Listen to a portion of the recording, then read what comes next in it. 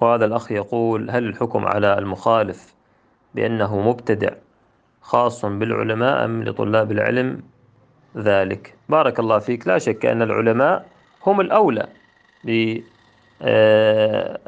بتبديع الناس المخالفين للكتاب والسنة، لأنهم عندهم قدرة أكثر من طلاب العلم، عندهم يعني معرفة جيدة وقوية جدا في بيان أخطاء المبتدعين.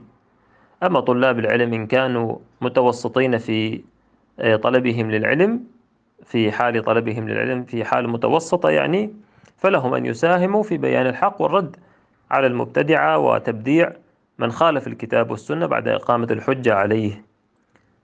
وأما طلاب العلم المبتدئون فينقلون عن أهل العلم ما داموا قادرين على النقل عن أهل العلم، فينقلون وبذلك يكونوا قد غيروا المنكر الذي رأوه.